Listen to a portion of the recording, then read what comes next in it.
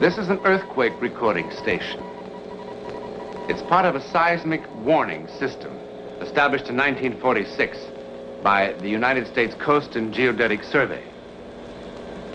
Seems a strange place for a true account of psychic phenomena to begin, doesn't it?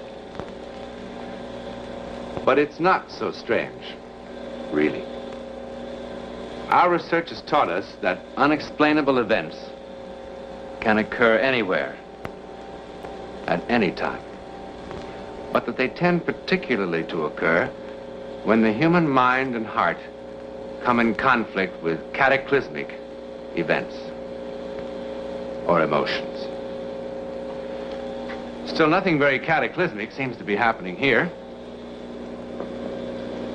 But then disaster often begins quietly, doesn't it? Like this.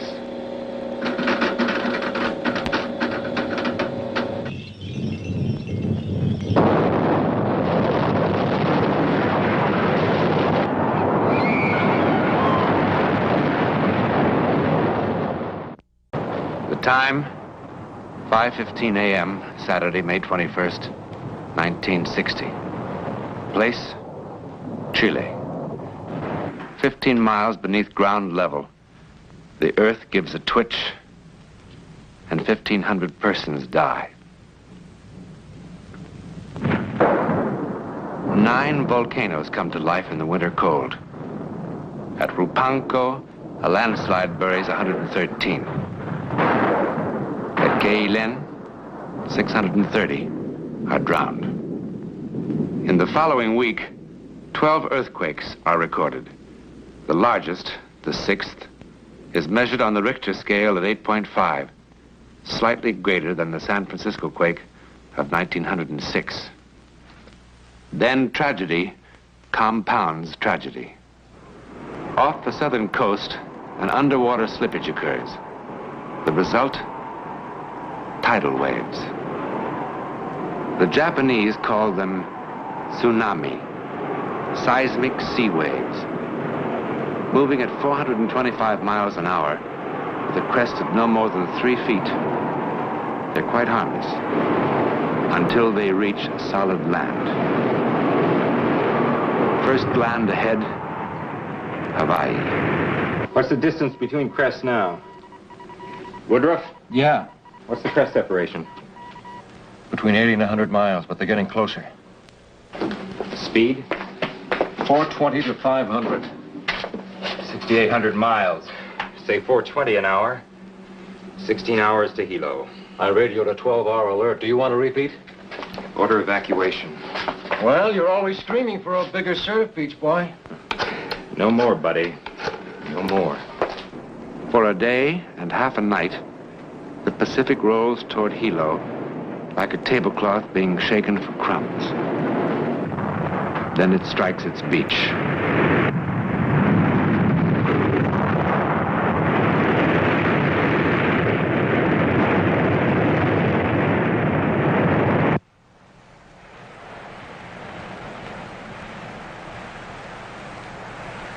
Four large waves from 6 to 15 feet in height struck the Hilo waterfront within 1 hour early this morning.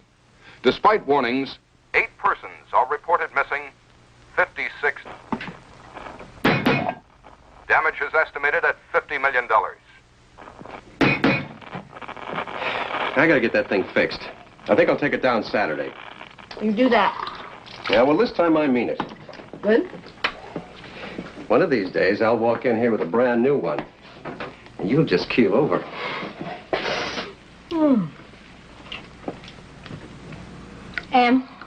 Yeah? Why didn't the waves hit us here in Honolulu? Well, they did. No, I mean harder. Well, I guess Hilo must have taken some of the snap out of them. We might not get off so easy the next time. Oh, those people.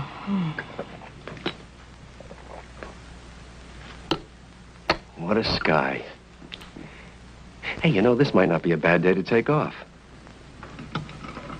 Well, I thought you fellas were so busy down there. Well, what's the sense of living on the edge of an ocean if you can't get a little fun out of it? You do like it here, don't you, honey? Will you stop worrying about me? You don't mind being alone? No. Well, I wish you and some of the neighbors around here would get acquainted.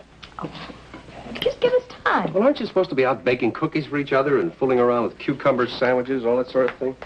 And we just moved in. There's your ride. I heard it. Now, look, you know the number out there. It's number... Yes, Em, I know the number. And if you get lonesome, the neighbor on that side is named Fryer. Yes, Mama.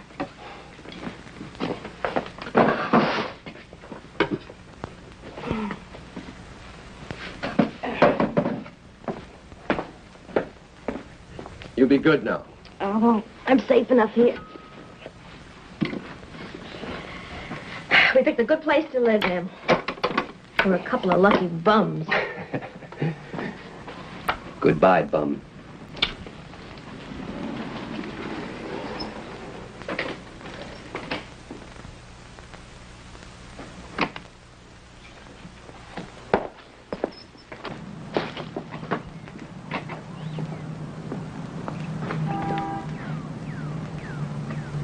Goodbye, Mama.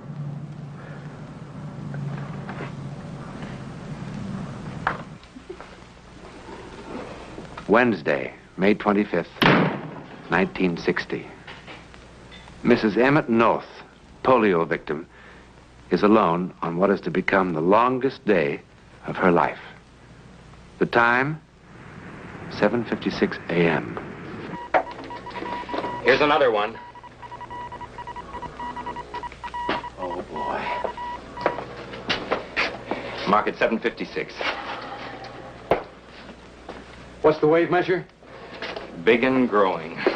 This was supposed to be a baby. She's picked up speed, hitting about 480 now. That'll put her at the islands around noon. Or a little later. Send out the alert. What about evacuation? Tell them we'll watch it and let them know.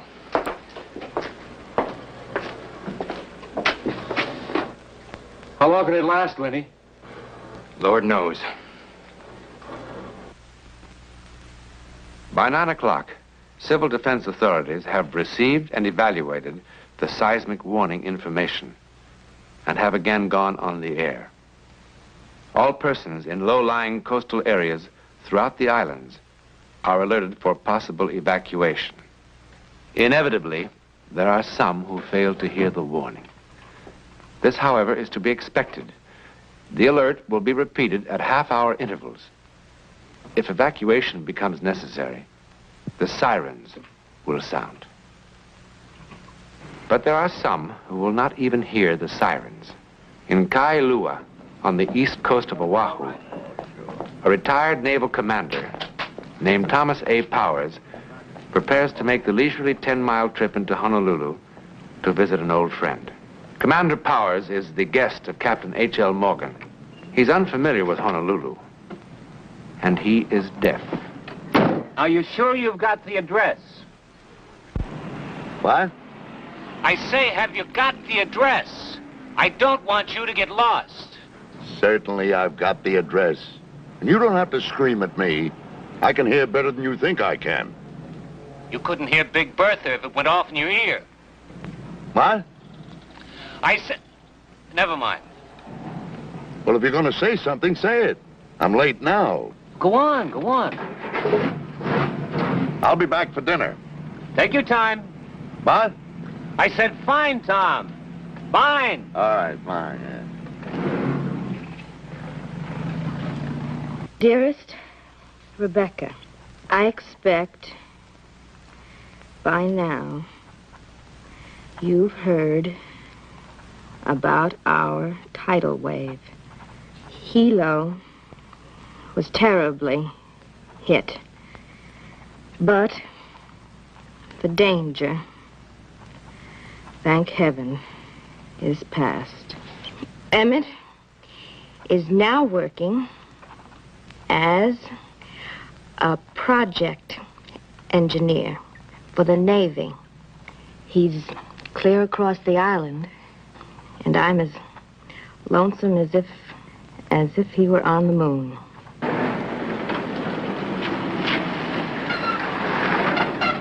Hey, North! Oh, Webb! What are you doing way out here? Who's keeping the store? Oh, I got a couple of admirals taking calls for me. Good man. Hey, you hear the news? No, what news? There's a new tidal wave coming. Another one? Yeah, there's nothing to worry about. We're okay. Oh, no, it's not me. It's my wife. She's all alone. Well, you got neighbors, haven't you? Yeah, Well, I'm sure they'll look after her. yeah. Look, they're asking everybody to stay off the phones, but I'll check. See how she's getting along, okay? Would you, Dick? I'd sure appreciate it. Sure. Now, relax. There's nothing to worry about. It's probably just the usual warning. In fact, it's probably a false alarm. I'll see you.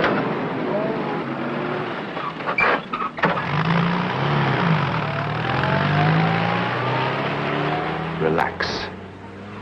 It's just the usual warning. No real danger.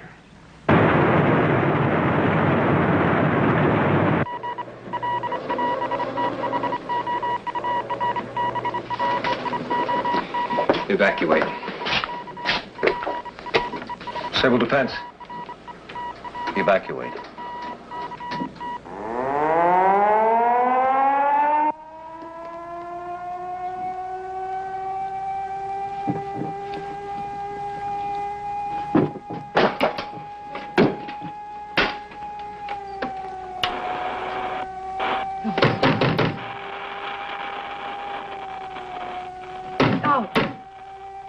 This is a tidal wave alert. Civil defense authorities have announced that a tidal wave is expected to hit the Hawaiian Islands in 10 minutes. Repeat, a tidal wave is expected to hit the islands in 10 minutes. All persons in lowland areas are ordered to evacuate.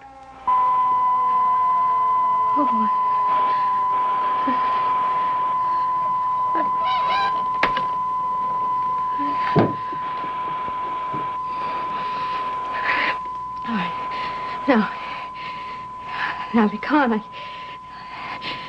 Think. Just think. Think.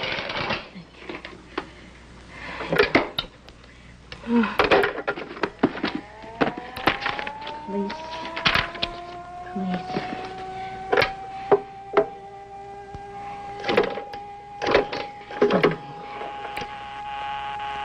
Oh, of course, busy.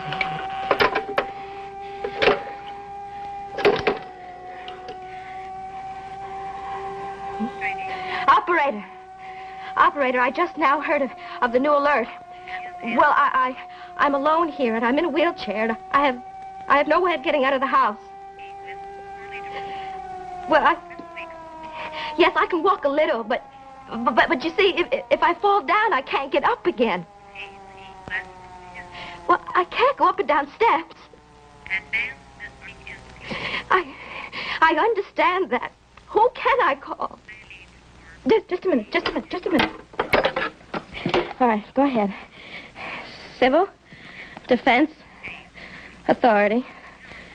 Number 52571. Thank you. 52571. Oh.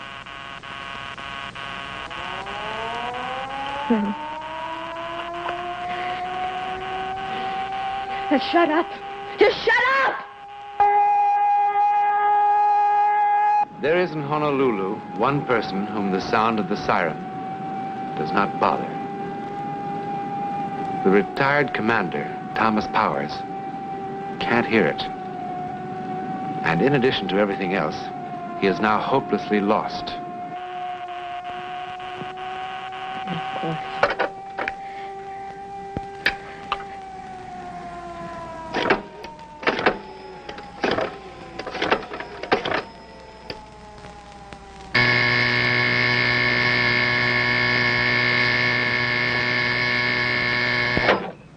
Webb. Dick, this is Margaret North. Oh, hi, Mrs. North. I was just about to call you. Is Emmett there? No, he isn't. He's out checking on a job. Oh. You okay, Mrs. North? Well, I can't seem to get anybody. I can't get the taxi, the police, or anybody. Well, look, I'm going to call Pearl Harbor and have the Navy send somebody out to you. They should be there in about 20 minutes. The alert said the wave was going to hit in 10 minutes. Dick! Yeah, let's see now. Well, how about your neighbors? Oh, what's wrong with me? Of course, yes. Okay, Mrs. Nord. Now, you get in touch with your neighbors. And, well, if they're gone or something, well, you call me right back. But if I don't hear from you, I'll know that you're all right. Yes, Dick, yes. Thank you. Operator, I just moved in here, and I want to call my neighbor, but I don't have her number. Her name, yes, it's Pryor. Forrest, something like that. I can't remember. Well, now listen, you're supposed to help. I know you're busy, but I can't walk that far. Never mind. Oh, wait.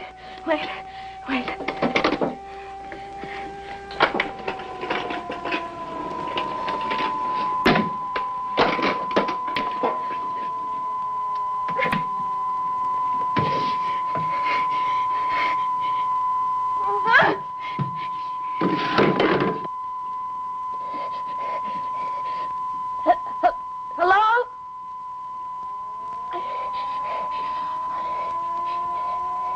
I need help.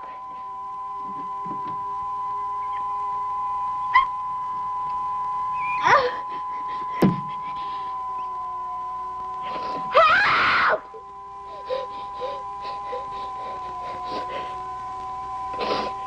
Help! I can't get out of here!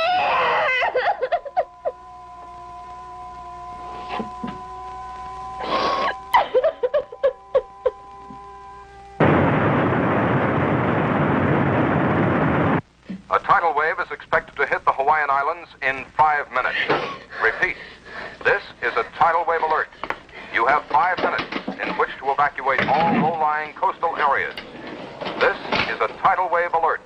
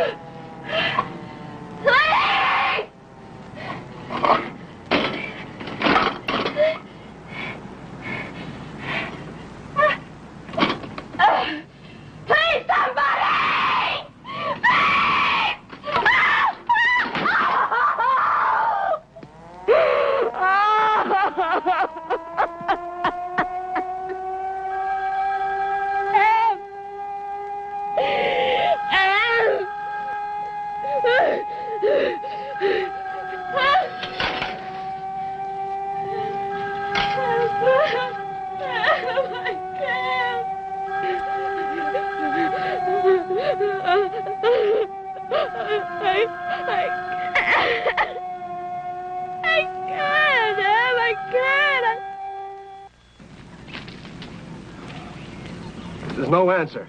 Well, that's what I keep telling you. She's gone with the neighbors. Now, we had it all worked out. If she hadn't been able to reach somebody, she was going to call me. Yeah, but these lines have been pretty busy, Dick. Well, now, look, Em, if she was there, she'd answer, wouldn't she? Yeah, she must be all right. That's what I keep telling you. I hope so.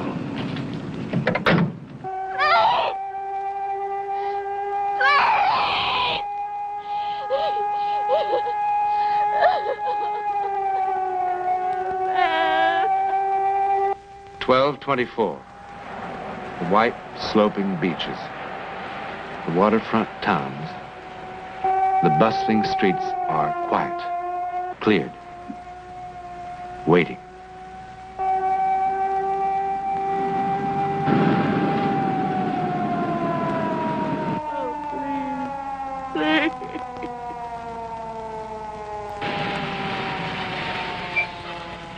Please help me. Please.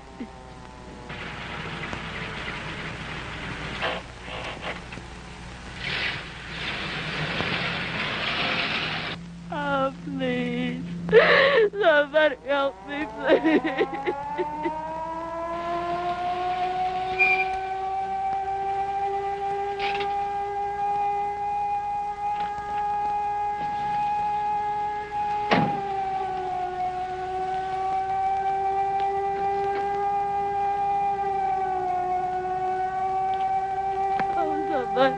Somebody, please help me.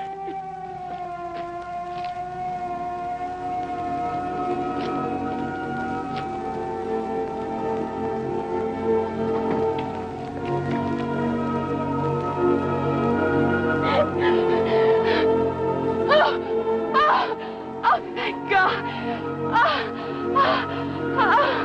What's the matter, madam? Are you ill? I was alone and I fell.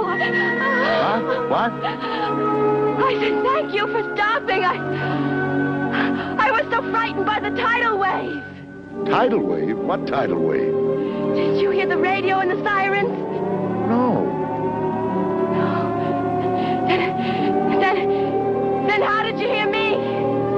Very plain. You said, somebody help me, please, somebody help me. You shouted that. No, I didn't. I whispered it. Come on, let's get out of here. I don't know how I'm going to be able to thank you for this. Why, I was headed for the beach. I might have drowned. You saved my life.